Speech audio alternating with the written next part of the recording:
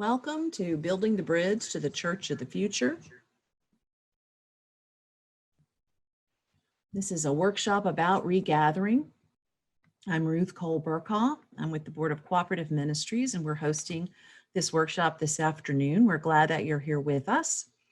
A few things to orient you to our meeting. We are in what we call the webinar format, which means that everyone except the presenters is muted, and also their screen is actually turned off. So that is the way it is. You shouldn't be able to see yourself, or you shouldn't be able to speak at this point in time. Later in the meeting, during the question and answer portion of the meeting, you will have an opportunity to ask questions, and we'll be able to unmute you so that you can ask those questions vocally.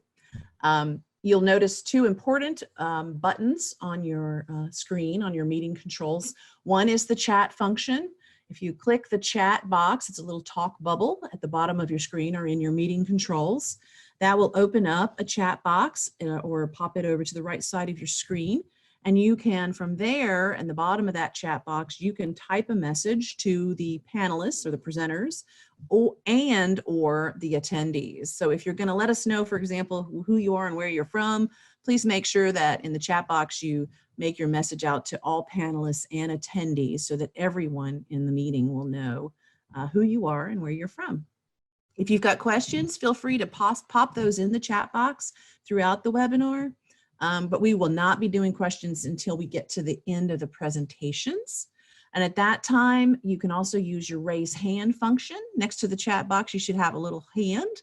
And if you click raise hand, your hand will appear next to you so that we can see that you would like to be recognized. We're not going to be doing that either until the end of our presentation.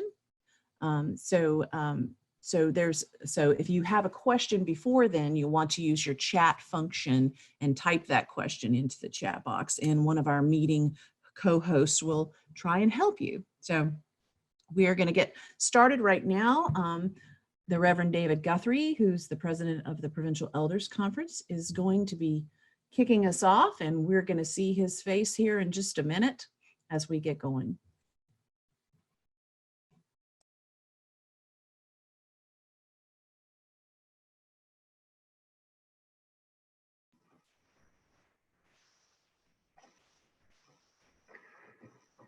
Well, good afternoon, everyone. We're glad that you're able to join in this webinar time together. I want to just say a few words at the beginning, really from the PEC. You know, we have been in continual prayer for the leaders of our churches, our congregations, our fellowships, our emerging ministries. And we've been joining in prayer for the families of our province, our neighbors, especially the medical caregivers and those that are out on the front lines of response, and our communities, both near and far. You know, we have 53 congregations in 5 different states. And so, you know, we are a far-flung but small group. And so we've been offering prayers for everyone, even in their very different contexts. And, you know, we know, and you know, that the things that we are facing and that we're having to do to limit the spread of this COVID-19 virus are, well, they're completely counter to what we Moravians and how we Moravians and how most other faith groups function. And they really do disrupt the usual and the comfortable ways that we have of being church. But we're told that some of the things we are having to pay attention to and do are essential, literally in a global sense, so that we can get through these weeks and months ahead. And some people have pointed out, especially back in the season of Lent when this all began, that, you know, we're being asked to fast from our usual high-touch life together. We're doing that as a spiritual discipline, and spiritual disciplines are something that you offer to God as a channel of God's grace. And so we're offering our abstinence from gathering in person as a channel for God to work and bring healing to not only to us, but to others in a very real way. Really bring healing to everybody who's created in God's image. And, we're having to really talk and think about very seriously about things that we're being asked not to do. We're having to search and experiment with alternative ways of being church. And I think our focus really should be on what we can do, maybe not so much what we cannot do, although we certainly miss that. And we also need to be focused on others in need and not just on ourselves. And one of the things that the PEC is really just thrilled to see is how that's working out over these weeks. We had no idea going into this what would happen, but we've watched as pastors and church boards and other leaders have stepped forward to face the challenges of gathering in new and creative and electronic ways. And it's just been a real blessing. And we've heard stories of how beneficial, we thought we were doing things for ourselves, and it turns out we were reaching out in new ways to new people that we never imagined we could reach. And the other thing that's been so encouraging is, community is such an important value of ours, but also mission. And that has expanded and increased. And we're so thankful that we're continuing to serve those in need. I think today, we have to be aware that of all places in the community, the church facility should be a safe place where for the health and the well-being of the staff and visitors and those that we serve, that has to be primary importance. And so the precautions that we take as we open up, so to speak, are really going to be part of the witness we make to the community and the hospitality that we provide to others and to everyone. So I just wanted to bring that forward a bit. One of the ways the PEC has been working, what I'd like to do is, I see the slide, I'd like to just mention that a lot of us have gathered to help out. Nola Knouse from the Music Foundation is going to be talking a bit about some things related to worship and music.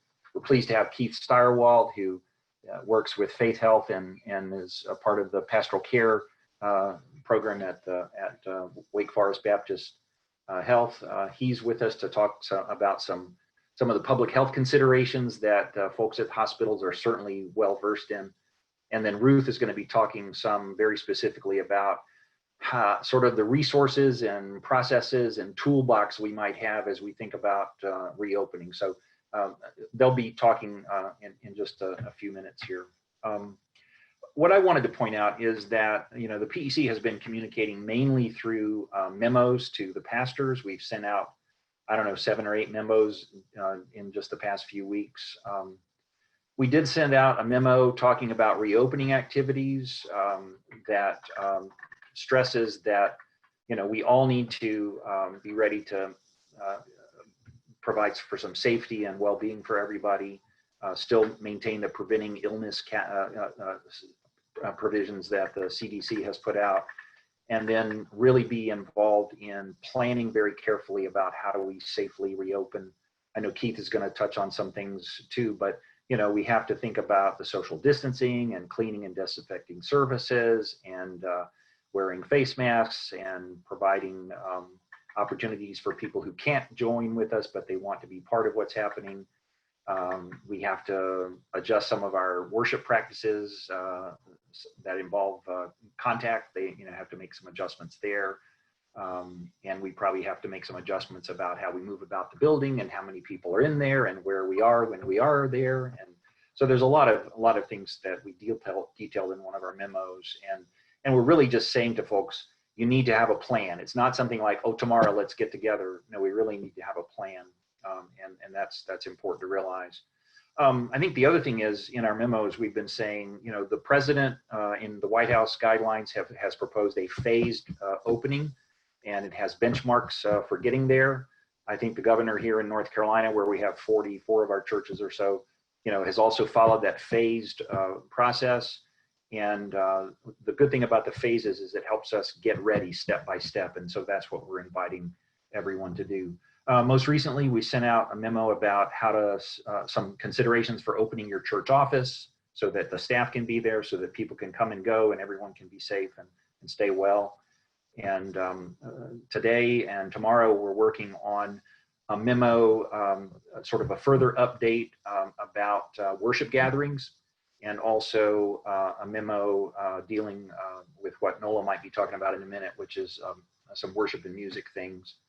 We're also looking into things like the reopening of our preschools and daycares for the churches that have those, and just trying to understand the responsibilities we have and some of the liabilities we may have as we welcome people back onto our church campuses.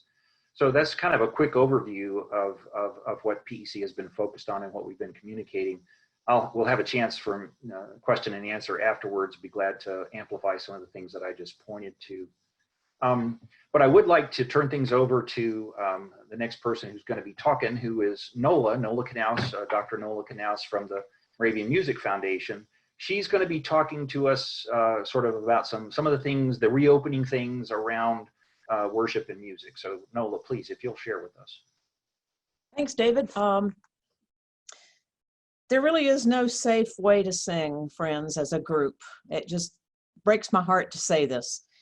An illustration I heard recently was the only way for the Westminster Choir College to sing safely, that's about 45 people, was if they were spread out throughout a football stadium. It turns out these virus particles can travel a long way between people when they're singing because of how you breathe more deeply and exhale more deeply. I've heard anything from 12 to 20 feet. So the 6-foot social distancing we're claiming for ordinary activities is just not nearly far enough to be safe with singing. And those virus particles don't just sink down and go away. They can linger in the air for quite some time. I haven't heard as much about band playing, but I think we need to maintain that same sort of distancing. A lot of air goes through a horn and out the other end, and it's moving pretty fast. I'm going to suggest if we make any kind of misjudgment with regard to band playing, we do it in the direction of caution.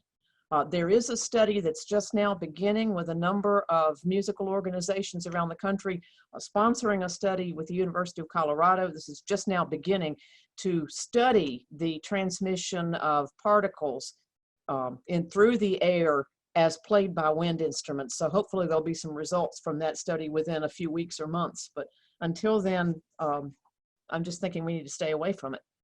So here's my best judgment from the science I've been able to study.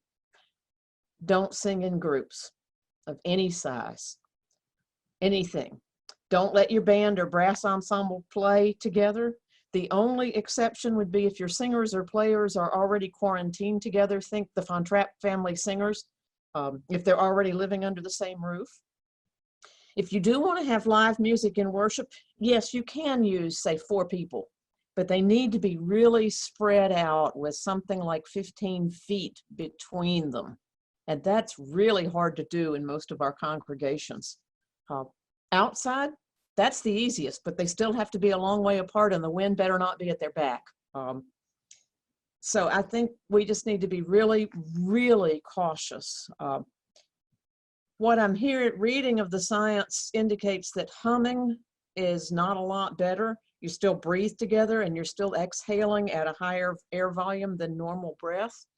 And there is not a mask that's effective in stopping the transmission of virus particles.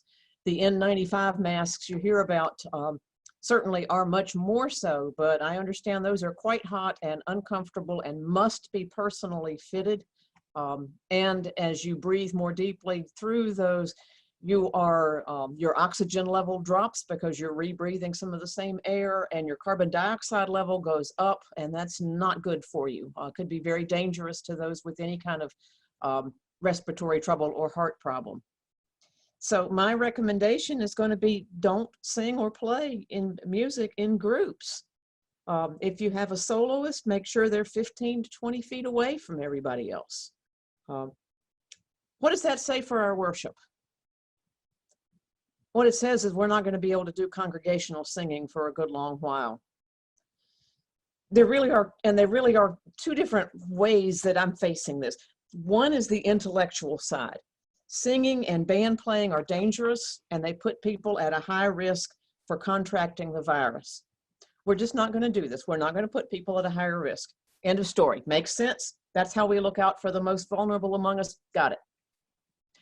That's the intellectual side. The emotional side is much more difficult. Singing has been such a vital part of our worship for so many, many years. It's what a lot of our visitors remember about first coming to a Moravian church. Oh my goodness, the singing. And we were all looking forward to being back in our churches, raising the roof, singing our favorite hymns, looking each other in the eye, having tears on our face at the joy of being back together, celebrating our reunion the way we most celebrate things, with singing. That hurts. This is a time for grief. But this is how we love one another now. We look after the most vulnerable among us. We recognize our own role in spreading the disease. Any one of us could be a carrier and not know it. And the science tells me that I could be very contagious for a few days before I even start showing any symptoms. I wouldn't even know I was carrying it until maybe I and everybody who had been sitting within a 15-foot radius of me at church got sick. It's easy to tell us what we can't do. So what can we do? Our hymns and liturgies are so much a part of our worship. They are how we express and how we develop and strengthen our faith, our love, and our hope. So what can we do with them? We can have a soloist sing the hymns, standing 15 to 20 feet away from anybody else, including the accompanist. Maybe we have someone read the words out loud while we listen quietly and ponder those words. It makes you hear it really differently when you're not hearing the music with it. Maybe with our liturgies, we have one voice read the leader's part and another voice read the responses, so that we're not even all speaking at the same time, inhaling and exhaling together. I don't know the science on groups speaking together, particularly wearing masks, but my recommendation is going to be that we maintain all the care we can, just so that anyone who wants to come to church knows that we are doing everything we can to keep them as safe as we possibly can. Someone commented to me that I guess we're all going to become shower soloists for a while. Take your hymnal, read through it, sing your favorite hymns at the top of your voice. Nobody cares what you sound like. Choirs and bands, these groups have so much energy and so much experience working together on things. Maybe we try to turn that energy into service projects of various sorts. Maybe we get together at our regular rehearsal times when we can, allowing all the precautions, keeping our masks on, keeping our physical distancing, and doing something together. Writing notes to people, packing food backpacks, accepting donations for food pantries or clothing closets. There's any number of activities that all this energy and cooperation can be used for. Someone asked me last week about using recorded choir music and recorded hymns in worship. You can do that, but I don't have as much a practical concern with that as I have a theological concern. The best music in worship is the music of the people who are there at that time making that music. A choir in worship, they're present, they are leading worship, you're hearing what they're doing right now. A recording is giving folks something to listen to that's pretty, more like entertainment. It's like not many of our churches would care to listen to a recorded sermon as opposed to a live sermon. It's the people who are there. And my sense is that if we can't have live music, maybe we just don't have music. If we're going to listen to somebody, let's listen to the person who's in the room. You know, if somebody had told me even 4 months ago that I'd be telling congregations not to sing, I'd have wondered what kind of hallucinatory drugs they were taking and asked them to share something like that. So let's give ourselves time to be sad. It is sad. I'm sad with you. My voice is cracking when I'm thinking about it now.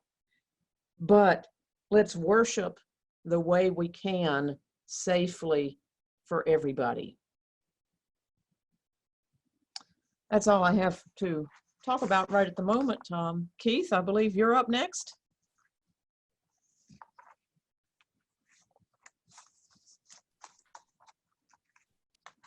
you very much. I'm going to talk very briefly. Oops, now I'm unmuted by the host. Let's see, let me start my video here.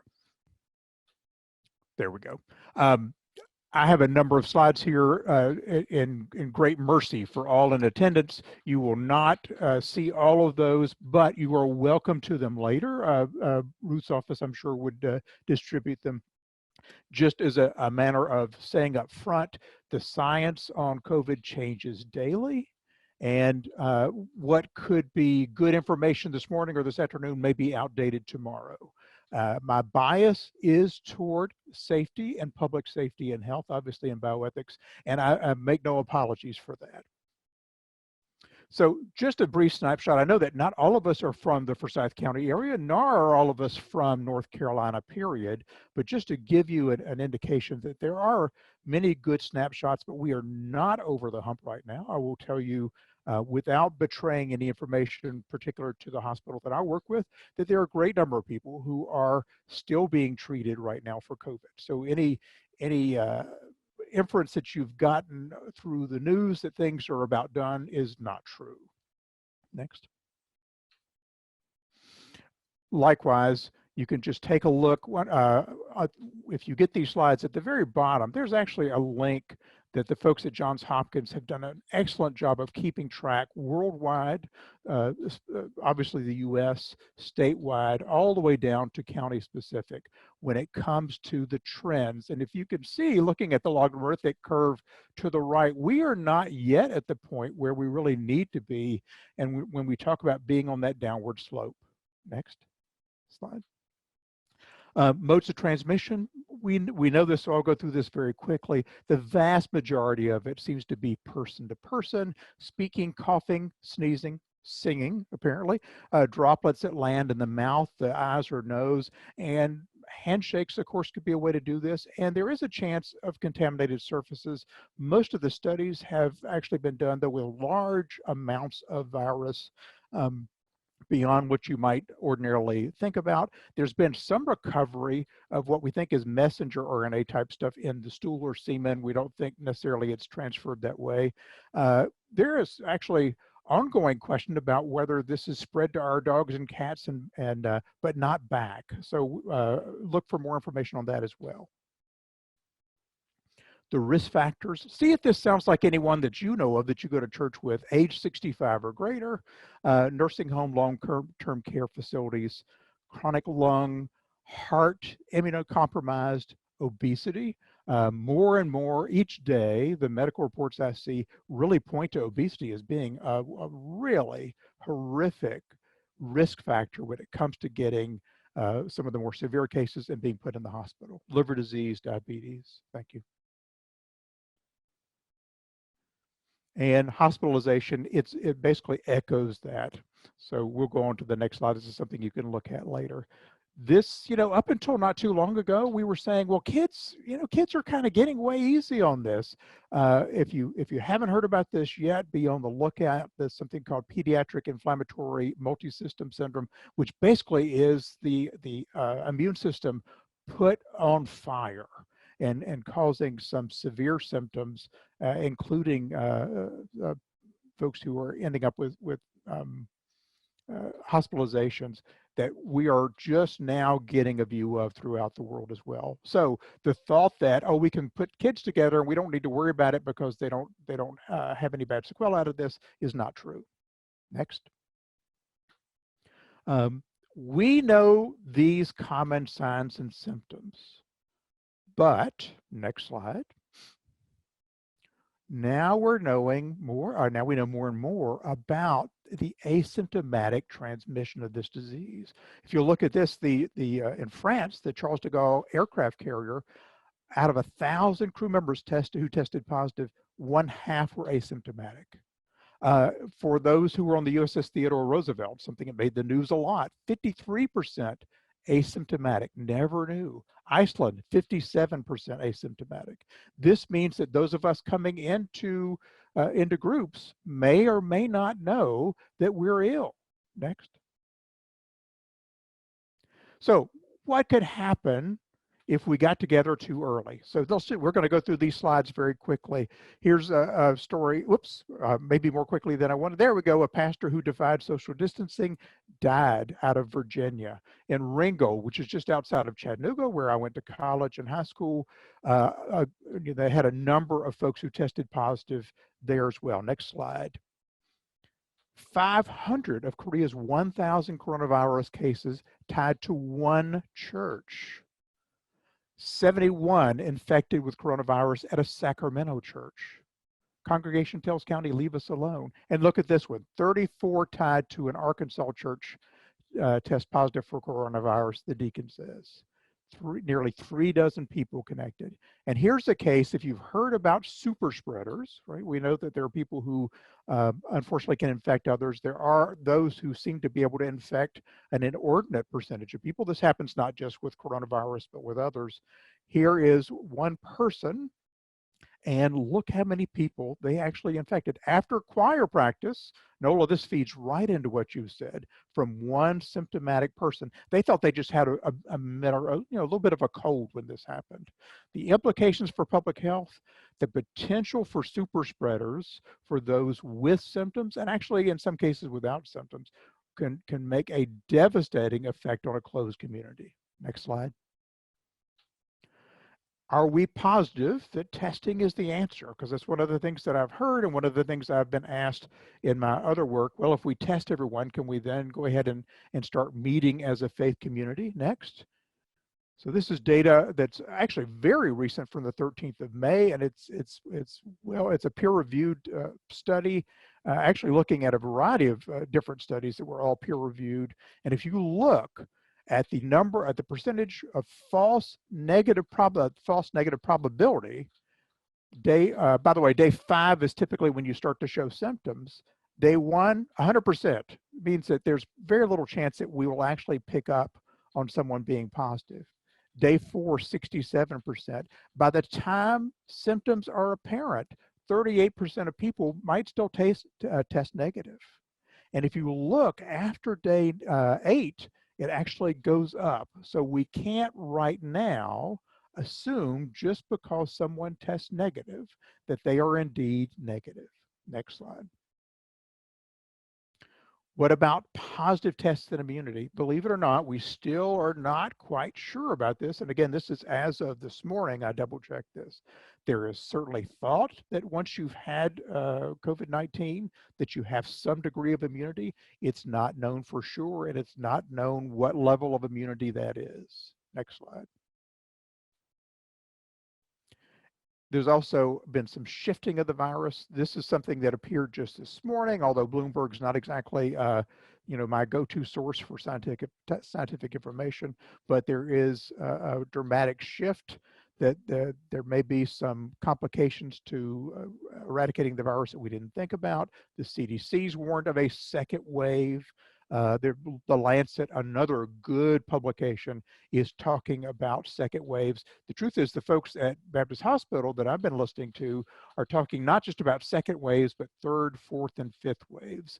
That even if we don't have this massive tsunami of a second wave, and by the way, we are blessed, we may not feel like it, but we are blessed in that we were not thrown under by a tsunami for this first wave as they were in the New York area. Next slide.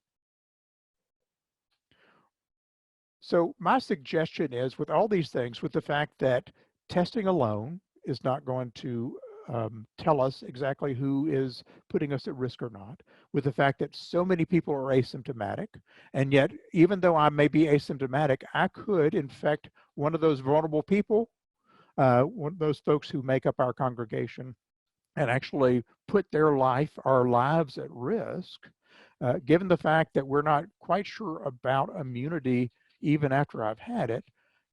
How can we examine this in a way that goes a little bit beyond the emotion of we'd really like to get together again and look at what's safe? So next slide. So I'm co-opt. For those of you who know me, I spent a lot of my time in bioethics as well as the other neat stuff that I get to do. And what I call the Wesleyan quadrilateral of bioethics actually comes from Beecham and Childers. I actually got to meet one of those authors not too long ago. They are kind of the fathers of modern bioethics. And so these are things that I think congregations need to take in effect, whether they're deciding today or whether they're deciding a month from now or even 2 months from now. Autonomy is a big portion of what we consider important in the US. Honoring the informed choices and actions of autonomous persons. But I like to ask this question, as I do with my end-of-life folks: just because we can, should we? Beneficence, what are we doing? Doing what's best for whom? Is this individual or society? Short-term or long-term? Non-maleficence, do not inflict harm over benefit through commission or omission. How do we understand and describe to ourselves, but also to our congregants, what risk and benefit are, how we're trying to keep them safe? And justice is a biggie. Justice is about treating equals equally. And of course, in distributed justice, it's really about treating unequals unequally. But do we use a corporate lens or do we use an individual lens, or both? And I argue for our centers of faith that the corporate lens is what's involved here, that we're trying to do what is just, what does less harm, what does the most benefit for the congregation as a whole, and as for the long term rather than for the week. Next slide, please. When we do open up, and I think this is going to be covered later, how many people are going to come in? How do they exit? How do they use the restroom? I'm a Baptist minister who goes to Moravian church, home Moravian church. It's not very easy to get to the restroom without getting in close proximity of others. That sounds like a very logistical, a pedestrian thing, but it's actually not, is it? Someone's going to talk about our other needs. What if someone tries to come in without a mask? If you've been to any of the number of stores out here recently, I've seen people actually wear masks to get into the store and then take it off once they're in there. What do you do if someone breaks that social distancing? And really, I know that we're all saying social distancing, but what we really mean is physical distancing, by accident or intention. Next slide. How will you handle when people show up at your door and they don't look well? Are you going to take their temperature? Are you going to ask them to leave? And again, if someone insists on coming without a mask, is your congregation prepared? Have they talked through? Has your team talked through what are you going to do when someone refuses to follow the rules? Nola talked about folks singing and reading responsibly, and what can these functions occur in a place where people rarely wear their masks correctly? I was at Harris Teeter not too long ago, and unfortunately, just like every trip to Harris Teeter I've had, maybe 10% of the people who were there wore their masks correctly. Many of them wore them below their nose, which has always intrigued me. Next slide. And so I'm going to stop here. My begging point is to please use good resources. I mean, the CDC, and in our case, in our state, the North Carolina Department of Health and Human Services, all of the state health departments have good sources. There is so much misinformation, sometimes purposeful misinformation, out on the internet that, please look at these places for good help. Thank you. Thank you, Keith. I really very much appreciate your being with us today. I'm going to talk about a few different things, but first I want us to just take a minute and take a breath or two here, right? Because whoa, this is really, it's a lot, and we know this, and we listen to the news every day, but taking it in like this, always think about the future of our church communities is a lot. So a couple deep breaths seem like they're in order here. Loving our neighbor, it turns out, is hard, and there's a lot. And I know a lot of you are also asking, okay, all this, how in the world can we make sense of all this information that we know and is still unfolding and that we're still discovering, and move forward decisively in a way that makes sense for our own congregations. I know that you can, in the course of a day, run across a dozen articles on the web about reopening, churches reopening. And there's a lot of information out there in general, a lot of 37,000 questions you can ask about before you reopen your church. But there are not a lot of guidelines. There's not a lot of frameworks. And if anyone knows me, they know I love a good process. I love a good framework. And so we've been working here at BCM a little bit on helping you all figure out how to work through with your church board, maybe a development of a plan for your congregation. And the first thing I really want to say is our churches are not closed. You know, if any of you have attended an online worship experience, whether it was a Calvary live stream or a Church Without Walls webinar-based worship or a Zoom meeting, you know, or even a Facebook Live, you know that the church is alive and well and open. And the church is not a building. So I just want to remind us of that as we move forward. What I want to talk about a little bit is what I've developed here as a discernment process for leaders in local congregations. The first thing is a 5-step, sort of a big picture conversation to have with your leaders.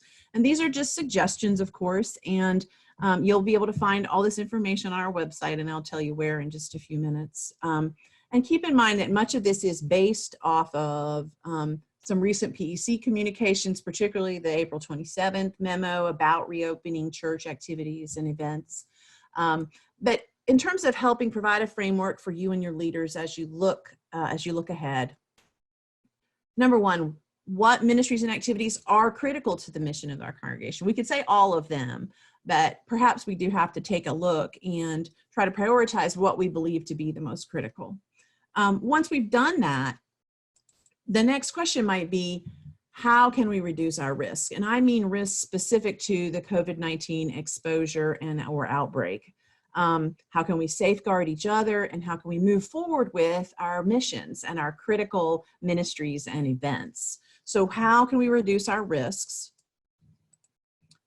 How can we best communicate that? And this is something that I don't think we want to skip over.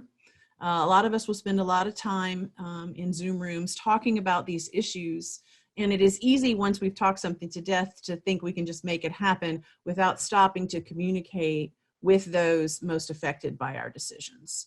So the communication piece, how we can best do so, it's not just our members or our worship attendees, we're also talking about our insurance company, the groups that are using our building, vendors, people who deliver to our space. So there are a lot of other stakeholders involved that we need to be communicating with, our staff, our volunteers, all those kind of folks. 4, if it's not going to work out, if we're not going to be able to do what we really hope and want to do in terms of an in-person gathering, what can we do instead? And what alternative means do we have at our disposal to be able to achieve our mission as the church in the world? I think many of us are already doing a lot of those things. And then 5, how often do we need to revisit 1 through 4 as conditions change and as this virus changes and as our reaction and response changes as well? So that's kind of the big picture, a little more abstract conversation. And I know some of you are saying, yeah, Ruth, but I need a little more help and guidance here as we get down to the nuts and bolts of things. And so I think there are some practical considerations here as well. And when you look at, okay, ways to reduce your risk, what might that look like, and what kind of questions might really help get at how we move forward with an in-person gathering specifically. I really think that the most important question, this is just my opinion, is, will the in-person experience that we're working on and designing, is it going to be better, of a better quality than the online or alternate experiences that we're currently doing, basically? So is the in-person experience going to be better than our current online experiences, for example? To me, that's a really critical question to consider as a group when you're considering regathering in person. Likewise, and this is important too, very important, are our worship and ministry leaders comfortable with these proposed actions and decisions? We may want to move forward. We do have to recognize, I do think though, that some of our worship leaders are in some of these at-risk populations.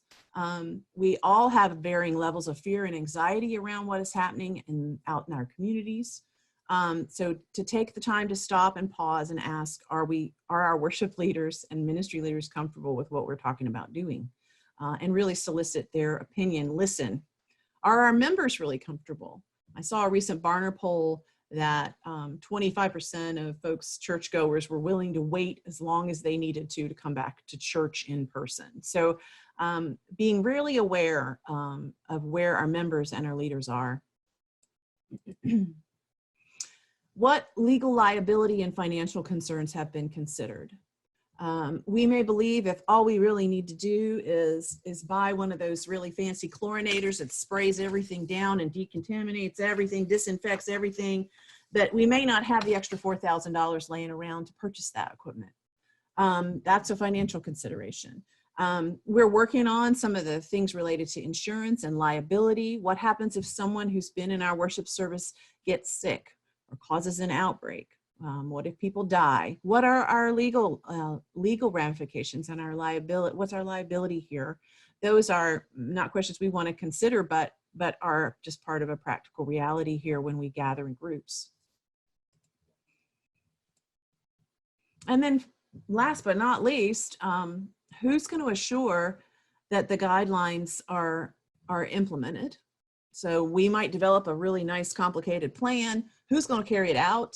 Who's going to communicate it, and who's going to do it on a daily basis? If somebody's got to wipe down all the pews after every worship service, who's going to be doing that, and when, and how, and with what kinds of care are they going to do that?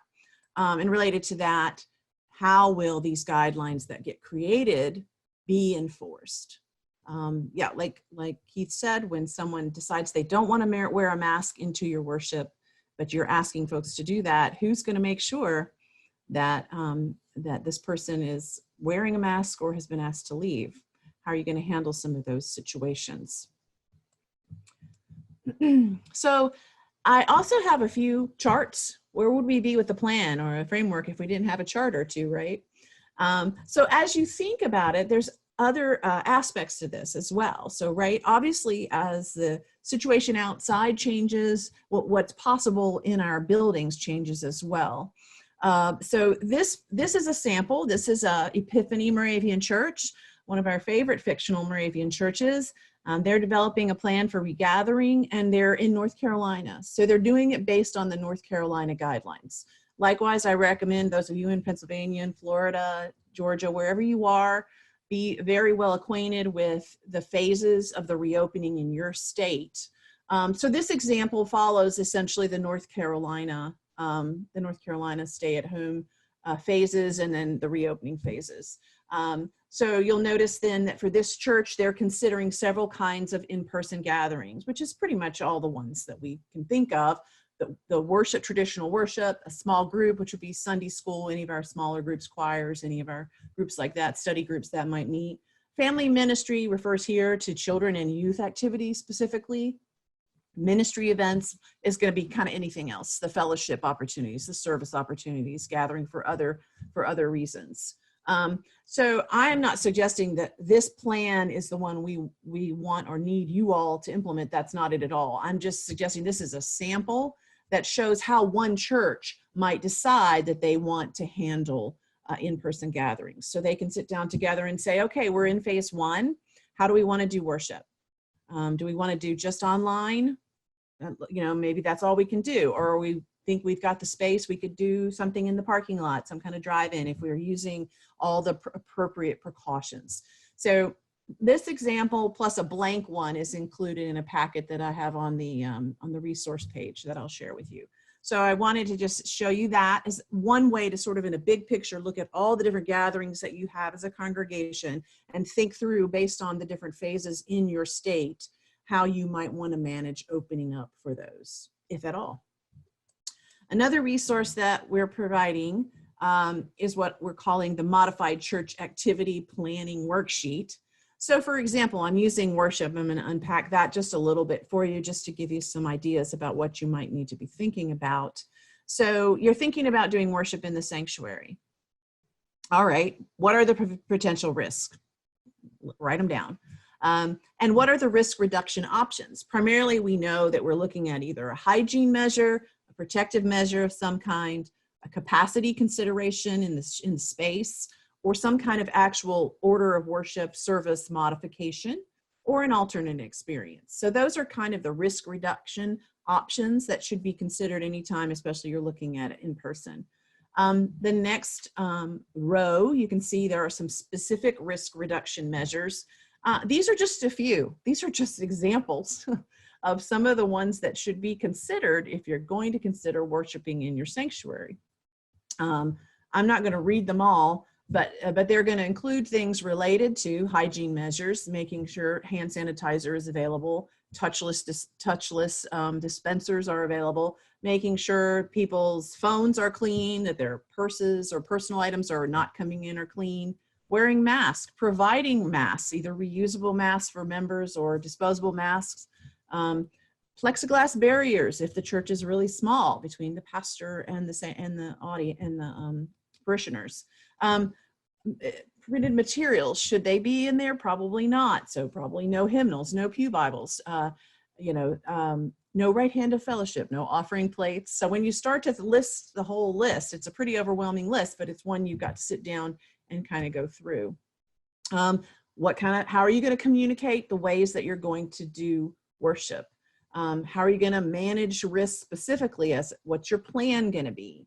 How are you going to alert your insurance company? What are you going to do if someone is exposed? There are some public health rules in your county that you've got to follow. You've got to alert public health if someone comes to your worship service and then is test positive.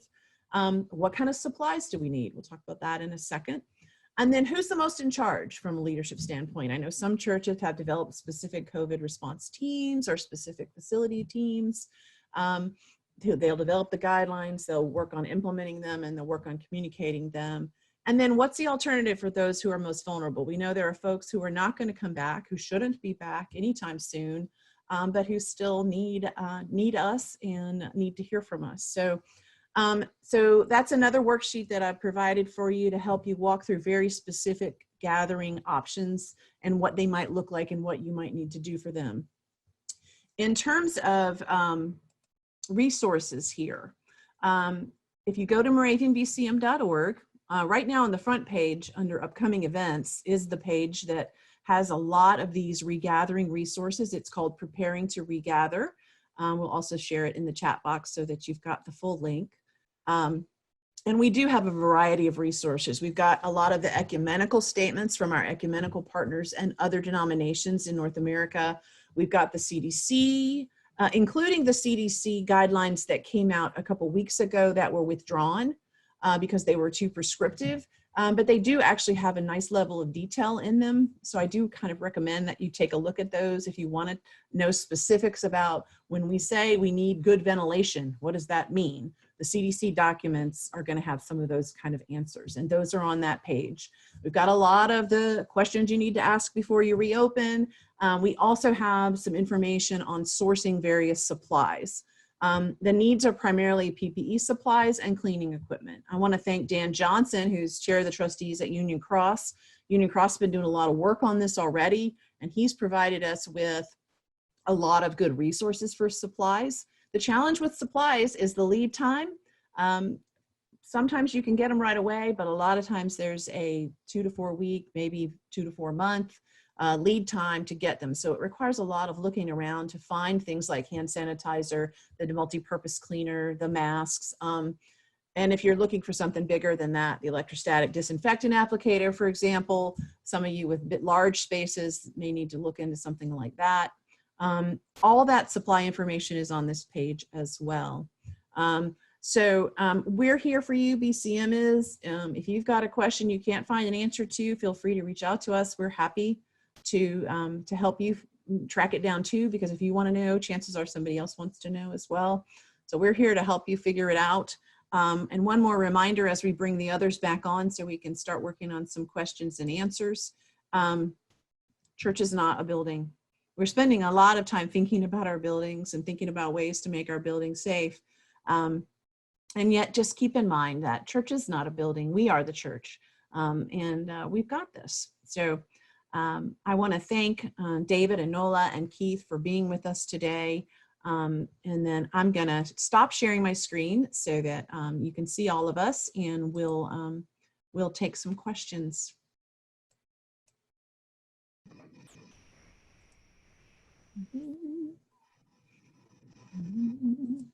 So I have been taking note of the ones that are in the chat. So I will go ahead and read those off. And then if anyone has any other questions, they can put them in the chat or raise your hand and I can unmute you.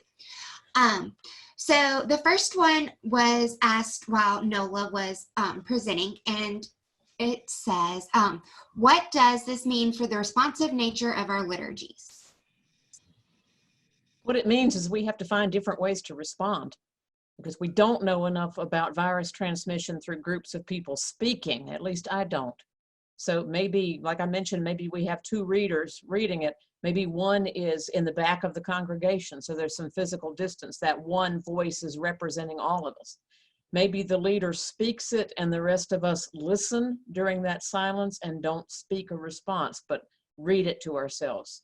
It's just a real change, but it's something we need to be very careful with until we know more about the science. Thank you, Nola.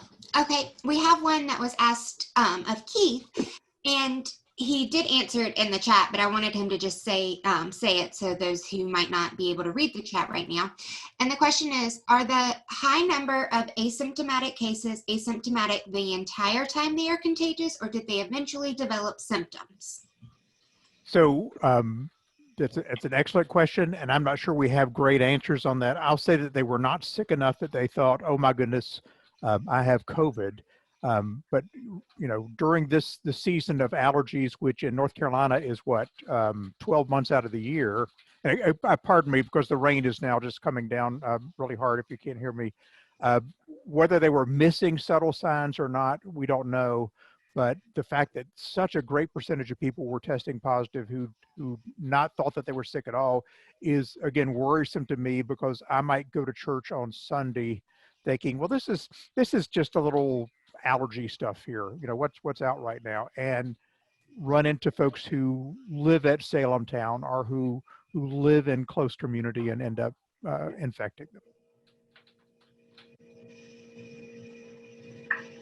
Thank you, Keith. And we have another question, and it says, please cover outdoor meetings too. Just yesterday, I was in a conversation with a professor whose specialty is microbiology and who also holds a degree, Masters of Public Health. She told me that the virus does poorly in warm weather and humidity, and especially the direct sunlight, including cloudy days because ultraviolet penetrates clouds. It's summer. What do you think?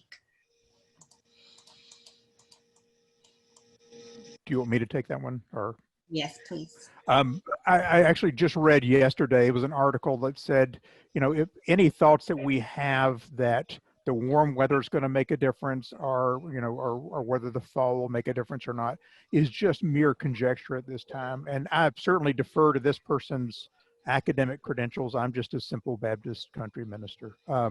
But the reading that I'm coming across in the literature, and again, I read probably 5 to 10 articles a day, maybe like you do.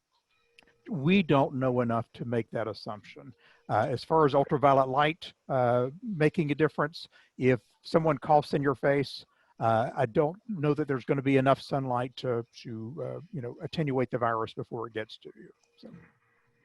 And I'll jump in to say that you know, in North Carolina, in the phase 1 of the reopening, you know, outdoor worship services are permitted, provided all of the precautionary measures are taken for, and that includes the social distancing, the wearing the mask, the having hand sanitizer, and things like that. So what PEC has communicated is, if you're planning to do something like that, we strongly encourage you to really do the planning and make sure that what Ruth talked about really happens, which is everybody knows how to carry this forward. There are people that are responsible for making it happen correctly. Everybody's been told in advance what they have to do, what's expected, and then you gather under all those precautions. So I mean, we have had a couple of churches do parking lot worship services in cars and the outdoor worship services. But what we suggested was, please plan for that and don't do anything until May the 31st. So I just want to be clear about what the phase 1 from the governor says and what we've said from PEC. Well, in my sense also, I'll jump in here too. My sense also is that I am doing this too. I'm still pushing back against the things I can't do. And I'm thinking it's time to shift my gears into, rather than thinking about what can I get away with safely, instead of thinking that way, think, what do I need to do proactively for safety and security and well-being of all of us? So it's a sort of a different focus between what can I get away with versus what do I need to do positively. Yeah, and if someone just by accident who misses another congregant, and it's easy to see, takes their hand or gives them a hug, no one's going to blow a whistle with a striped shirt and come in and separate them, or how will we deal with that? The transmission may or may not have taken place. I am going to ask Margaret. She has a question and has had her hand raised, so I have unmuted her to allow her to ask. Thank you. Margaret Couch here. Ruth, this is for you. I'm just sitting here listening to this thinking, I would love to send this webinar out to my entire board, because we will be meeting to discuss these items. And for me, having it from the horse's mouth would be so much easier than from mine. Is there a way to send this in, or send it to my board? Yeah, we're recording this today, and in Austin, our faithful video production coordinator will very quickly, I've been assured, get it edited so that we can have it ready in a day or two to share that information. Certainly it'll be in our e-news, it'll be on the web page that I referenced earlier. The link to the replay will be there as well, along with all the resources. Thank you.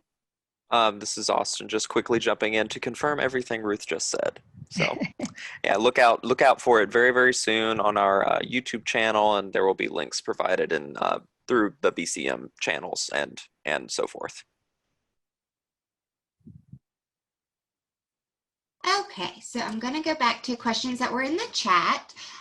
Jenny said, I have been thinking a lot about funeral bands. We've been using 4 members. I suspect we should take that down to a single trombone or trumpet. What does Nola think? I would suggest the pastor could read the lines at the gravesite, followed by the solo instrument playing the tune. I think that's probably a really good idea, unless you want your 4 band members spread really far apart from each other, which makes it difficult to coordinate and to actually play together and sound like you're playing together. So a solo instrument sounds like a really good idea. The band player in me cringes to hear myself say that. Okay, thank you, Nola. Okay, we have another question. Hearing a lot about science and what we can do, but what about our faith and what God can do? Our trust in his abilities. I'll jump in. I do trust God's abilities. Absolutely. God raised Jesus from the dead. There's not a darn thing God can't do. But I also do not think we should put the Lord God to the test. I think we have a responsibility to care, because it to me almost sounds like saying, oh, God will feed the hungry. Yes, God will feed the hungry through my hands. God will keep my neighbor safe through my actions. Well, and I'll say from my perspective, there's a reason why the division I work for is called Faith Health, and that's one word. we don't separate those things. They are integrated. We have through, unfortunately, misappropriation over the years, tried to separate those back in the "you're sick cause you sinned" days. A sermon I've always threatened to give, but never done, obviously. But the truth is, we see them as working in concert together, and as Nola just said, working hand in hand, one like a perichoretic relationship. How's that?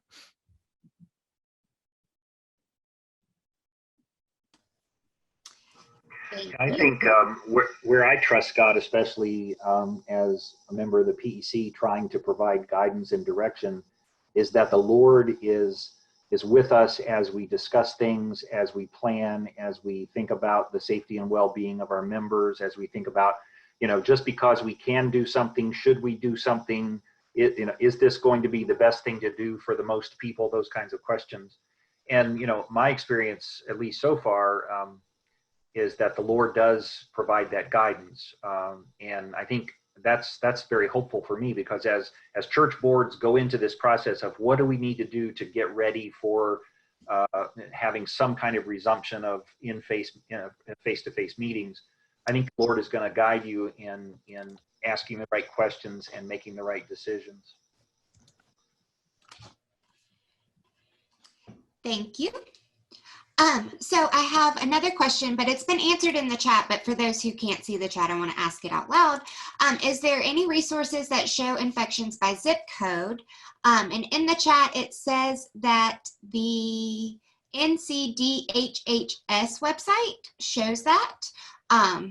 So it looks like you can go there, and I can pull that up and drop it in the chat for those who can. And it is the North Carolina Health and Human Services. That's the North Carolina Department of Health and Human Services, and we do have a link to that dashboard on that page as well. We have links to the CDC. We have links to North Carolina as well as Forsyth County.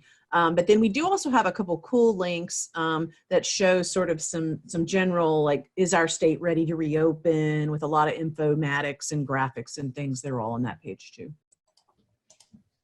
And I wouldn't want us to fool ourselves. It's nice to have discrete data, but I, without betraying any confidences, know of people who've traveled from states and states away to be with family members, only to become ill, to become hospitalized in cities that are not theirs, in a society, coronavirus knows not the bounds of state lines on a map, or county lines.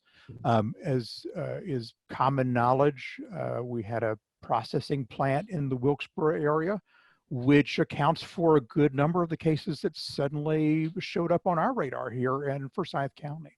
And so, I can get in the car still and drive to Garner today and, God forbid, infect folks there or bring something home. Thank you. There looks like there's one more question in the chat, and then I will let people just raise their hands to ask questions. I have one that says, where did it go? Oh, seeking diplomacy and God-led answers. Who should have the last say in meeting in person?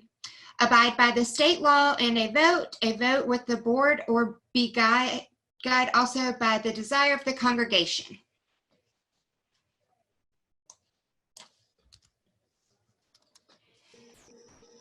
Yeah, I think, the PEC's perspective is that,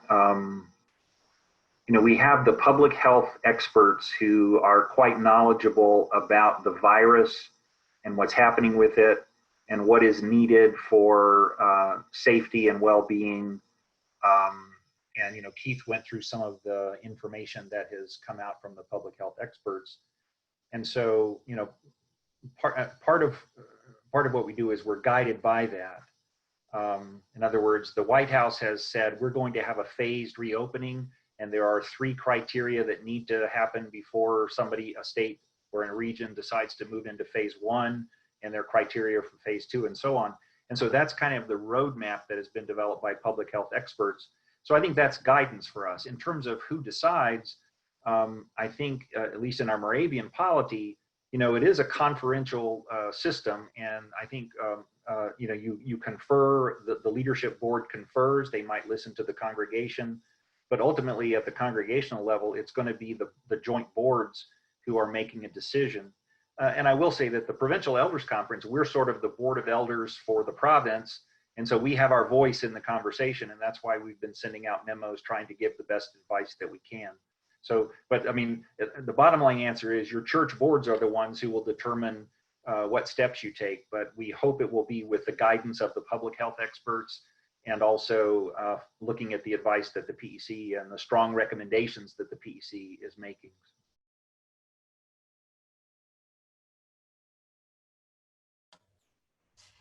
I think that might be all the questions that were in the chat. So if anyone else has any other questions or comments, if they want to raise their hand and we can unmute you.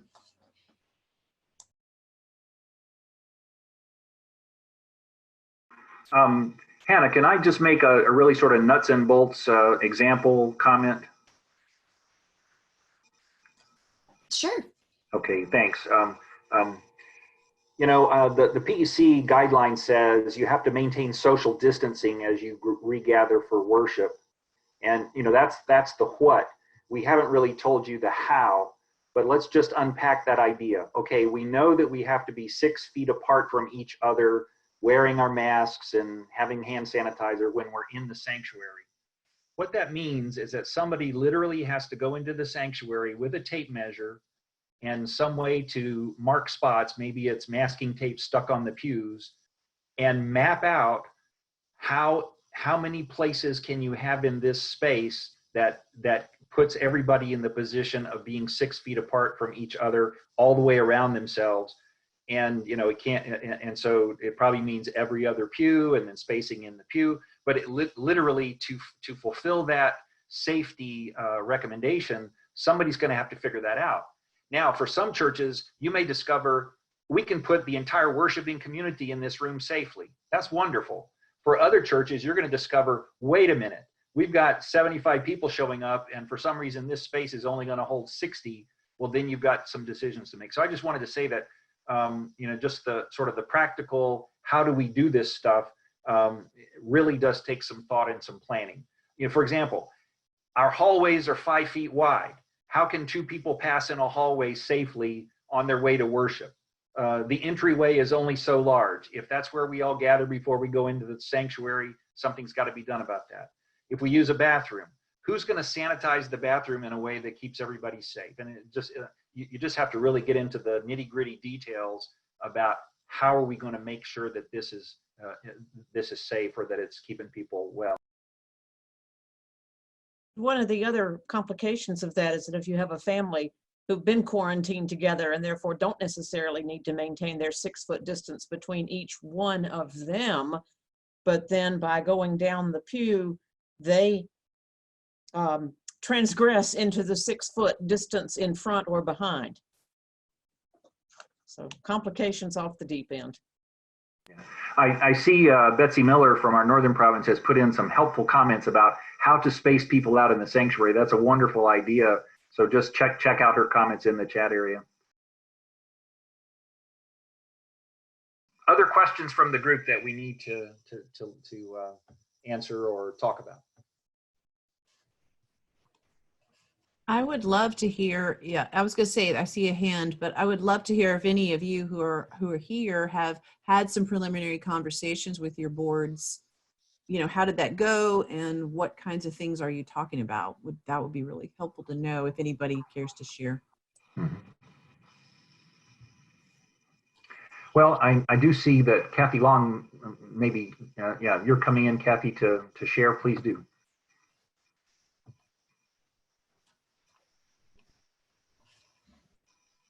Kathy, did you have a question or something to share? Well, I was going to. Can you hear me? Yes. Hello, can you hear me? Yes, we can. Well, I was going to share, and then I decided. Not to, but I will. Someone at our church, where she works, they have to do a lot of research because of all the properties they own and all of this type thing. And she had talked to the Forsyth, I think it's the Forsyth County Coronavirus Task Force or something, And what they were saying as far as how, because it only stays on surfaces for so long, that they were giving like a 7-day window. So they said if nobody was in the church for 7 full days, then after 7 days and 1 minute, then you would be safe to go in without cleaning. Now that gets to be, okay, do you start at 10:30 1 week, 10:35 the next week, that type of thing. I don't know that that's even feasible, but what do you think about that as far as how long that it does stay on surfaces, and do we even take that into consideration?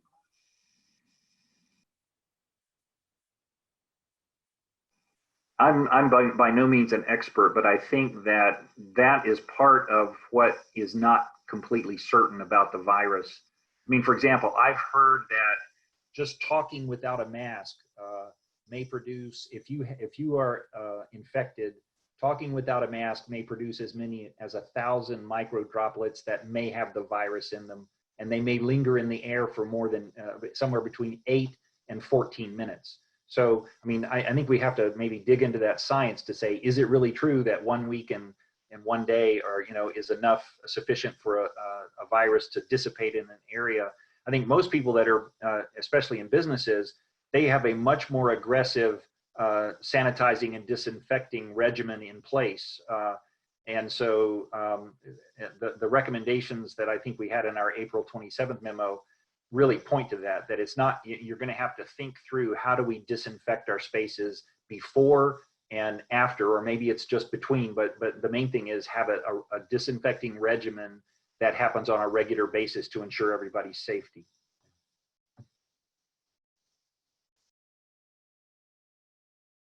And I think that makes sense. I think, especially with the conversations that we've had today, that's an interesting concept. However, we need to consider the safety of our congregations and the safety of each other. So maybe somewhere months from now, we might think about that, but thank you for your comments.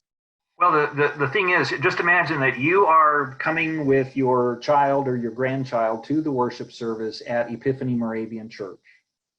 We want, from the church's side of things, we want to be able to say, we are providing for you a safe environment to do what we're going to be doing in this space. That's our obligation. That's our hospitality. It's sort of our Christian responsibility. And so that's what the plans are about. And so the disinfecting, I think, for example, we're talking about with how if we reopen church, the provincial offices, we want to be able to assure people, when you walk through this door, here are the things that we have done for your safety and well-being. Here's how we're already taking care of your needs before you ever get in the door. And I think that's the attitude we have to have about our church facilities. And you raised an interesting point there, David, in that a child is not necessarily, is probably going to touch areas that the rest of us might not even think about, like, reaching underneath the pew. Well, and I think we touch areas that we don't think about. I think if you look at studies about how often we touch our face, I mean, one of the reasons that we're wearing masks is that actually it's because we tend to touch things and touch our face. It's a natural part of who we are. And David, kind of backing up what you said, while there doesn't seem to be a current thought that surface transmission is certainly the majority way, it would be short-sighted of us not to take advantage of doing what we can to disinfect the space. The bad things that can happen are just too great. And so I'm not as comfortable with if you wait X amount of time, then everything is fine. I also know a lot of people who are still going to be very hesitant to go out in public, who are still going to be very hesitant to go to church, even if you open the doors tomorrow, because of fear. So anything that we can do to allay that fear and to keep people safe, why not do it? I realize I'm supposed to be monitoring questions, and I see that Jenny has her hand up and Cindy Johnson. So, and Ruth, you're probably our timekeeper here. So, but anyway, Jenny, if you'll ask your question or make your comment, then we'll follow up with Cindy. I don't actually have a question. Ruth asked if any boards had started discussing this, and I'm just responding to that. We did have, our elders had a meeting on Thursday night because I knew that outdoor worship was going to be allowed, and I wanted to know if the elders were interested in pursuing that? And my elders answered no. It was a unanimous sentiment. They didn't feel themselves ready. They named the fact that there were so many elderly members in our church who would not be able to come. Parents said they wouldn't bring their children. They were not ready to come to spaces with their children, even outdoors. So at home church, the elders are leading to say this is not something that we're ready to do. I really like Ruth's question of will the experience in person be better than the experience online? That's a really good question to ask, because if it's not better, why would you do it if it puts people at risk? And what the elders told me was that they are very comfortable with our online worship right now.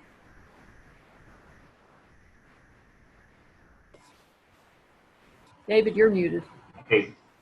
Now I'll let Cindy ask her question. And then I see Sam Post has a question that we'll try to get to that's in the chat area as well. Thank you, Jenny. In Manning, we had a board meeting last Tuesday as well, and said that we need to specifically focus some meetings on reopening and safety concerning that. So right now we are not meeting and are not meeting outdoors, but Zoom has been our method of reaching everyone, and particularly those with no technology at home. That's been our greatest struggle, I feel like. And I feel like those people are very anxious to meet again. But along that line, looking ahead, and this is an early question, knowing that we could be going into phase 2 this Friday, has the PEC batted around any dates for reopening churches that are ready with the safety procedures?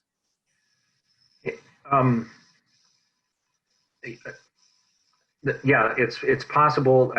Someone said in the chat area that we think Governor Cooper is going to have a press conference at 5 today. It's likely we may move into phase 2. The big question mark in the original plan was that he did not specify group size for worship gatherings, or even what they're calling mass gatherings. There was no group size specified for that. I mean, if initially it was 10. We don't know whether that's going to be 50 or 100 or 250. So if you're following the guidelines for sort of public gatherings, we'll have to wait until the phase 2 number. And so we're a little uncertain about that. I wanted to follow up with Sam, and I see Dion, Christopher, and also have questions too. But Sam's question was, we have essential businesses that are open now. Have there been studies to look at the effectiveness of their protective measures? Keith may be aware of these things, but I am not. And the issue we have is there's really about a 2-week lag time between any action we take and whether it's producing the results that we want. And so, I don't expect we're going to know whether the reopening of the businesses have been successful for probably another week or 2, and maybe Keith has a different perspective on that. But I've actually seen no studies on that, but one of the slides that I had earlier was about China, of course, they've let their I started to say let their guard down, but that's not a fair thing to say. They relaxed their stance a bit, but now they're experiencing a resurgence. There's been some resurgence in Italy. Whether this is because people didn't strictly follow the guidelines that were put forth about staying away from each other, or whether it's a natural course of throwing people together in any way, I'm not sure.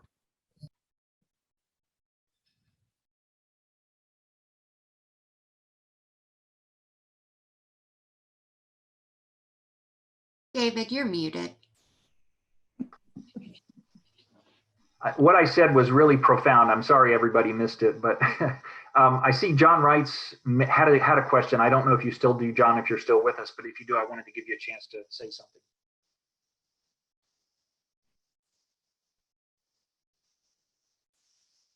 And while we're getting John unmuted, I was going to say, I think I lowered Jenny's hand, so I believe she has another comment or question as well, along with a couple other folks. We'll get to everybody. Okay, John, do you have a question for us? You'll have to unmute yourself, I think. There you go. Just a comment and a question. We thought we might go back during phase 2. What I'm hearing now, I don't have as much trust as I used to in what phase 2 means. So I'm hoping we'll wait longer than what we anticipate. But one thing we did think about doing is to continue doing what we're doing in the morning with our food drive. That'll look just the same. And then go to an evening service and have Vespers, since Sunday morning it isn't going to look much anything like it used to without the singing.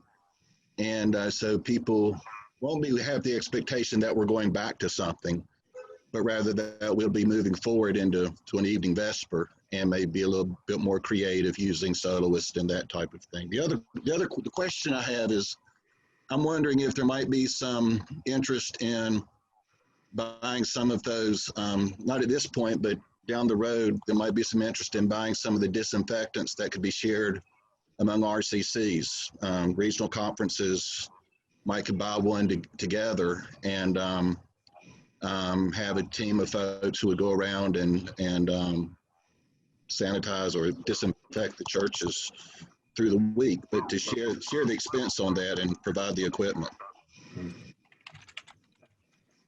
That's a great idea. And I know Ruth earlier mentioned some work that Dan Johnson out at Union Cross did about resources for supplies, and especially he includes disinfectants. We have not tried to have a coordinated effort at the provincial level to disinfect or provide masks or everybody for the congregations. But I think at the RCC level, that's a very intriguing idea.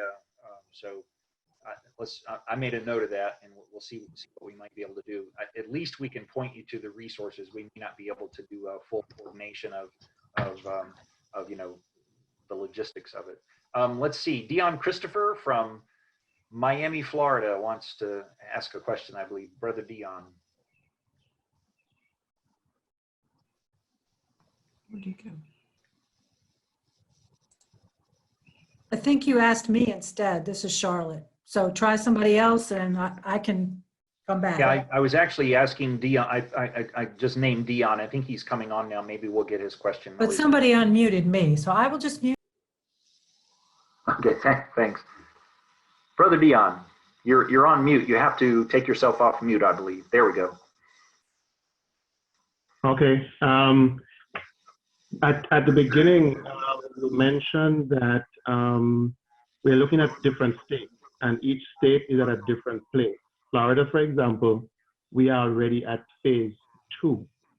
And I looked at the diagram that Ruth put up, and it has different phases. So I guess one of the questions I have is, are we expected to work along with the phases that is suggested in that chart according to where we are in the state? And if that's the case, we shouldn't just lose common sense, I guess, before we move to any particular phase. And then the next question I have is follow up to the statement I was made that you're going to be sending out the slides, et cetera, even this recording. But I was wondering, because again, the membership prefers to hear from the PEC. So is it possible that a summary of what we discussed here could also come from the PEC, so that we can, share directly with the church and with members as well? And then I also wanted to say thank you to Nola for the suggestion about the singing.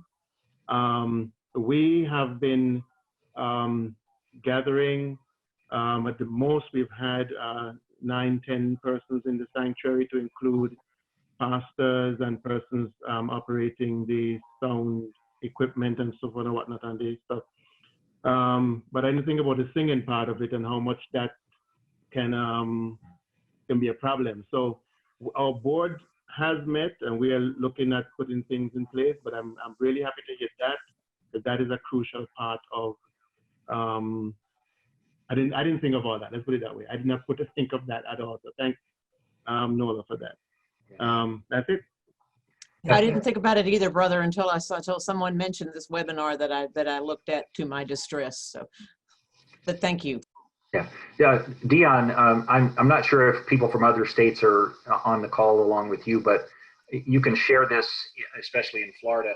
I think the PEC, we had to give up giving state by state specific advice when the things started diverging in terms of how much opening was happening and when it was happening. But I think in each of our memos, we basically say, we hope this information will be useful. Yes, it is tailored to North Carolina, but in Florida, you should be looking at your Department of Health, Health and Human Services, and your governor's plan. And so whatever phase you're in, you should be trying to, follow the public health guidelines that are really for you, and then act accordingly. The stuff that we're sending, we may be behind you or ahead of you, I don't know, but the point is, we hope it's useful information as you plan for whatever next steps you take. So don't be following Governor Cooper's orders. You need to be following what's happening in Florida. And the second thing I'll say is it's a really good idea. We probably need to think of a way to have maybe a 1-page or 2-page summary, or some way to just summarize some of the key points of what we talked about in this conversation. That's a good idea. Let's see, Charlotte, I'm going to call on you because you timed in just a moment ago, and then we'll shift back to Jenny. I see Jenny has a question as well. So Charlotte. Well, I think I'm actually going to defer to Ruth, and I suggested a resource. I'm on our Regathering task force at Epiphany. I'm a Moravian serving in an ELC Lutheran church. And there happens to be a phenomenal epidemiologist doctor who's nationally renowned named Dr. Osterholm. But one of the resources we just talked about, I had a Regathering meeting for Epiphany just before this meeting, was, let me see if I can find my question now. Keith, did you find that website? I think Keith might be able to put that website up. Actually, I have not been hunting for it. I've been trying to deal with the work fire at the same time I've been doing this. So, okay, but Ruth has it somewhere. It's I have it. Yeah. Okay, great. And I can put it up. If it's not already on that website, I can certainly add it to the website. But it's a really nice guide about crisis communication. Yeah, effective COVID-19 crisis communication. Like, for example, when you're speaking to your congregations, instead of saying social distancing, remind them that we're not social distancing, we're physically distancing. Right now, we are all having a social encounter. It's just a different kind of social encounter. And those are the kinds of things that are in that article, and it's a great website. So I just wanted to throw that out there if it's not already in the resource guide. And when I say work fire, Baptist Hospital is not on fire. It is a work issue. How about that? So let's talk about that terminology. Thank you, Charlotte. I want to get back to Jenny and then hopefully Judy Vogel's in Longwood. But Ruth, I need to check in with you. How long were we supposed to be staying together? I'm aware that people may have other plans and may be dropping off, and if we need to be wrapping things up, is it about time for us to be heading that way? I think so, but I assume we still have 68 people on. So okay. I'm happy to, if there are still questions or concerns or things people want to share, I'm okay to keep going. But yeah. I guess what I would say to everyone, that if you need to drop off, we sure appreciate your being here and getting the information, asking the questions, being part of the conversation. But I mean, for myself, I can be around for a good little while too. But so with that in mind, I'm going to go back to Jenny and then Judy Vogels. So, Jenny. I'm just responding again. David, you asked about numbers for gatherings, like what phase 2 would look like. Were there number limitations? My understanding from what I've read, there was a judge on Saturday who put a stay on Governor Cooper's order for religious gatherings. And my understanding is that because of that stay, there are currently no numerical limitations as long as distancing guidelines can be followed. So the way I read the judge's decision is, if you can put 100 people in your sanctuary and keep them 6 feet apart, you may do that. That's just my understanding of it. And again, it's not where home church is going, but that's the latest read for me. Yeah, and let me, Jenny, I'm glad you framed it this way, because the PEC has been working since Saturday to provide some further guidance about, whether we're going to, follow the public health recommendations and the gradual increase in group size, or whether we're going to say to everybody, as long as you can do it safely, you can gather as many people as you want. We're working on that now. And of course, the other thing that's going to happen is if Roy Cooper has a news conference tonight, it may all shift, but we'll be getting out some messaging about what we think is the best thing to do. So, okay, Judy, you had a question.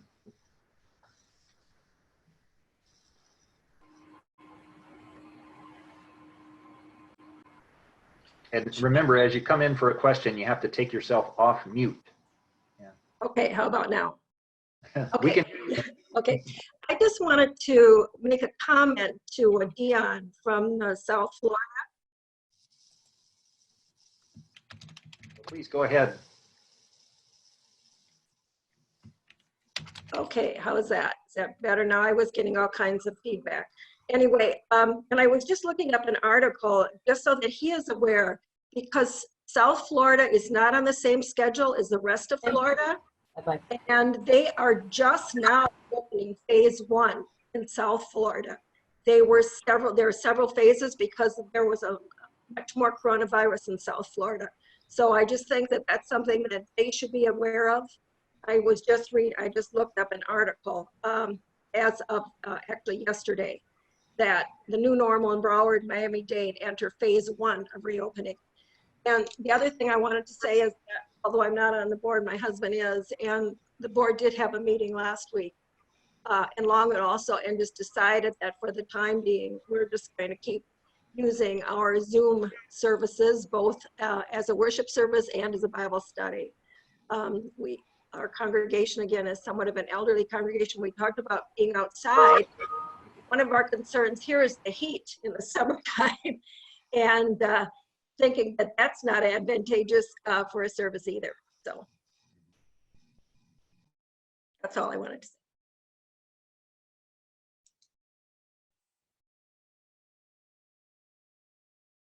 I don't know if John, I think he might have re-raised his hand, and he may. I'm going to get to John in a moment. I just wanted to circle back and say that we are going to have a way, thanks to Mike Reese, of providing some kind of summary of this. It may take a little bit, but we will be getting some kind of summary out to everybody that's kind of a workable thing to share more broadly.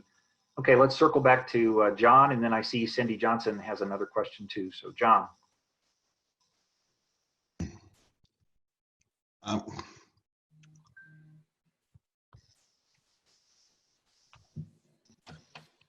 Brother John. Just scratching my head. Okay. So my hand. Okay. I think you're back on mute, brother. I was just scratching my head. I didn't mean to have my hand raised. I'm sorry. Oh, okay. Okay. I thought you were thinking about your question. I'm sorry, I misunderstood.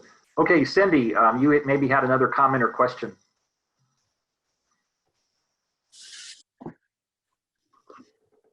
I'm waiting for my unmute button. I didn't see it. You're good. Okay. Exactly where do we go on the web to get the resources we've discussed today? I'll turn that over to Hannah or Ruth. And Hannah has posted it in the chat a couple of times. If you scroll back through, there it is right now. It just popped in. You can click that link in the chat and it'll go right to that page. But you can also go to moravianbcm.org, and on the front page, you'll see it called Resources for Regathering. Right. Just know that when we finish this seminar, we're going to lose the chat. The chat can go, it does potentially go away, but the links are always live. So if you click them in the chat, they will actually open in a web browser. And I will say, we'll be supplying the PEC memos that I referenced. We've had 3 of them, 2 about worship activities or opening group gatherings, and we also had the one about church offices. We'll make sure that those are included in the resources on that page, so you have everything. Well, any other questions from the group? This has been really a good afternoon together, I think. I think it's been very helpful. I've enjoyed listening to everybody. Any other questions? Cheryl's asking if we'll have a note. Yeah, it'll be in our e-news whenever that comes out every Tuesday morning. As soon as it's up, it'll also get posted on the page that we just shared. And typically you registered for the webinar, so we will also send it out to everyone who registered for the webinar. So there should be lots of opportunities to have the replay of this recording. Great. Well, are we at a place to wrap things up for the afternoon? Any last burning questions that need to be addressed today? Well, I want to say thanks to Keith and to Nola and to Ruth for putting together the various pieces of information we've dealt with, and especially to Austin and Hannah for their work at the BCM supporting all of this. Thank you to everybody who took the time to be with us this afternoon. We hope that you will be ambassadors for some of this this information and the messages that we're trying to get out. And we'll work on getting the summary. We'll also work on getting the website updated with information. I do have a closing prayer that I would like to use. I've been using it in various settings, but I want to check in with Ruth to see if you have any other wrap-up items before we conclude our time together. I think I'm ready for you to pray for us. Okay, our friends in the Evangelical Lutheran Church in America, the ELCA, they have a wonderful resource out there called Prayers for Times of Public Health Concern, COVID-19 Coronavirus. And the prayer that I'm going to be sharing with you comes from that resource, but I recommend that to you greatly. It has a whole collection of prayers that really may be useful to you in your church life or your personal life. This prayer is one I've been using personally, and I've been sharing it in just about every group I've been in lately. But so please join me in prayer. God, our peace and our strength, we pray for our nation and the world as we face new uncertainties around coronavirus. Protect the most vulnerable among us, especially all who are currently sick or in isolation. Grant wisdom, patience, and clarity to healthcare workers, especially as their work caring for others puts them at great risk. Guide us as we consider how best to prepare and respond in our families, congregations, workplaces, and communities. Give us courage to face these days not with fear, but with compassion, concern, and acts of service, trusting that you abide with us always. Through Jesus Christ our Lord. Amen. Thank you everyone for joining in this afternoon. Thank you all.